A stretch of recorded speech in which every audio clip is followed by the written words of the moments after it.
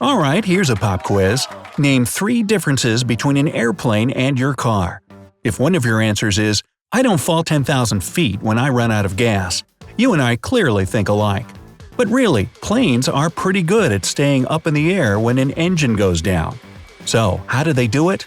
Well, first off, it's essential to distinguish between an engine failing and needing to be shut down.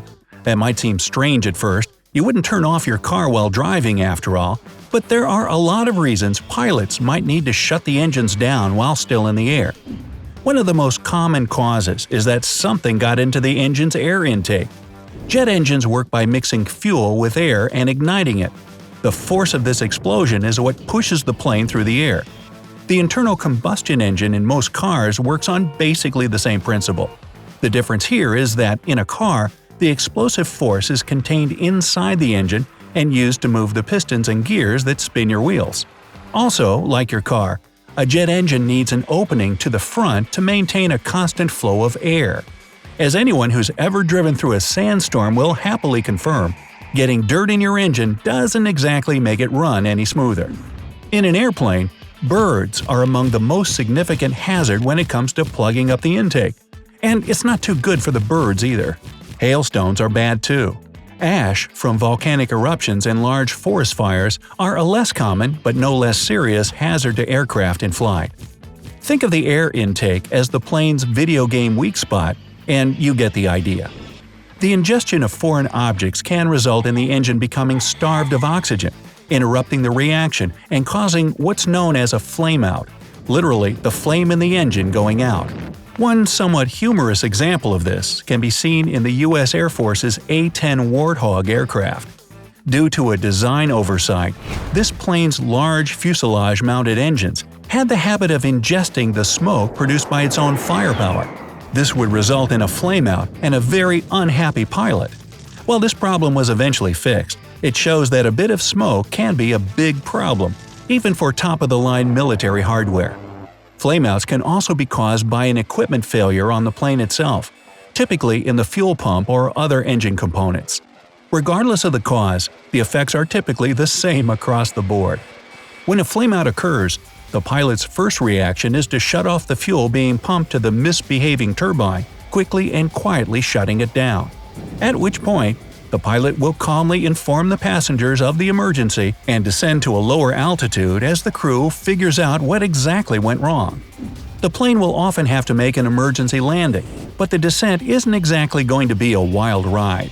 The Federal Aviation Administration requires commercial planes to be able to fly and land safely with only one engine operational. The stricken aircraft will usually be rerouted to the nearest airport, and emergency responders will be standing by.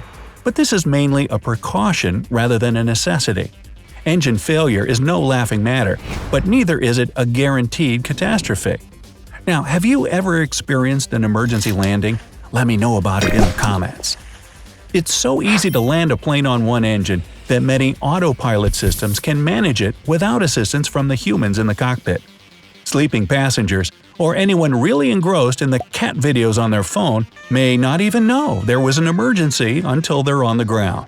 This kind of total failure is extremely unlikely, but there have been isolated incidents of that very thing happening to aircraft in flight. For example, Air Canada Flight 143 suffered a double-engine flameout in 1983. A series of problems, including technical issues, miscommunication, maintenance errors, and faulty metric conversions, led to the plane leaving the tarmac without enough fuel to reach their destination. Predictably, this led to further problems. While passing over the small town of Red Lake, Ontario, an alarm sounded in the cockpit.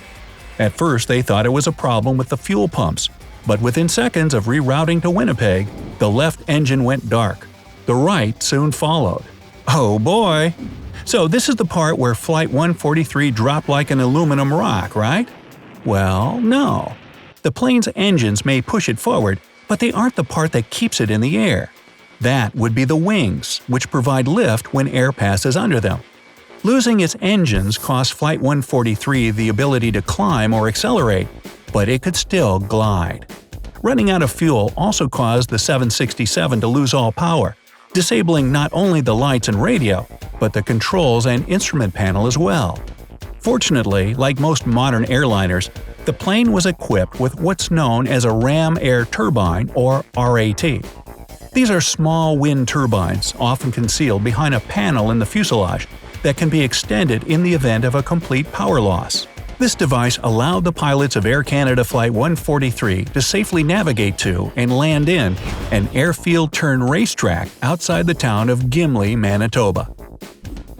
Flight 143 did end up partially losing power again during the final approach.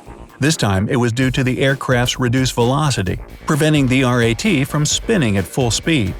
Despite these challenges, the plane was able to set down with only minor damage.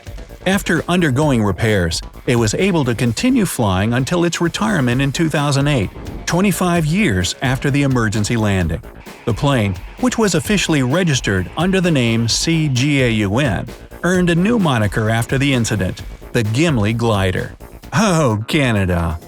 Now, you might have noticed the conga line of problems that led to Flight 143's awkward landing. This near disaster was a result of an unlikely sequence of events, giving you an idea of how many different things need to go wrong before a complete engine failure can occur. Tighter regulations and improved maintenance procedures have mitigated the risk substantially, although there's still the occasional fluke. For example, the famous Miracle on the Hudson in January 2009 occurred after an Airbus A320 collided with a flock of geese shortly after taking off from New York City's LaGuardia Airport. The accident resulted in the loss of both engines and forced the pilot, Chesley Sully Sullenberger, to make a risky water landing in the nearby Hudson River. Despite the below-zero temperatures and the extreme difficulty of the landing, all 155 passengers and crew were evacuated onto boats and carried to safety. While many people had to be treated for hypothermia and there were several injuries, only 5 of them were considered severe. Multiple engine failures have the potential to become very dangerous, but the good news is that they're extremely rare. Now, that covers planes, but what would happen if a helicopter lost its engines in flight? As it turns out, helicopters have an even easier time landing without power than planes do. A helicopter's rotors act like a combination propeller and wing, providing both lift and forward momentum. While this might seem like bad news at first, helicopters have a saving grace in what's known as auto-rotation. If the engine's revolution per minute ever drops below a predetermined threshold, a mechanism will be tripped, disconnecting the main rotor from the engine. This allows it to continue spinning independently on its own momentum, buying the pilot time to regain control of their aircraft. If left uncontrolled, the helicopter would tumble out of the sky, very much dropping like the before-mentioned aluminum rock.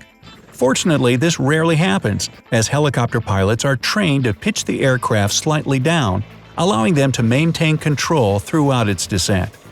The correct angle will vary depending on the model of helicopter, but that information is available in the helicopter's operation manual. You got time to open the book? Accounting for wind speed and other variables can be challenging at first. However, auto-rotation landings are considered to be one of the most straightforward helicopter procedures, and all helicopter pilots have to complete one to get their license.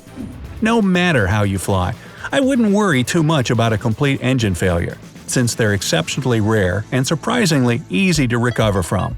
Plus, you get to walk away with a great story to share. Hey, if you learned something new today, then give the video a like and share it with a friend. And here are some other cool videos I think you'll enjoy. Just click to the left or right, and remember, stay on the bright side of life.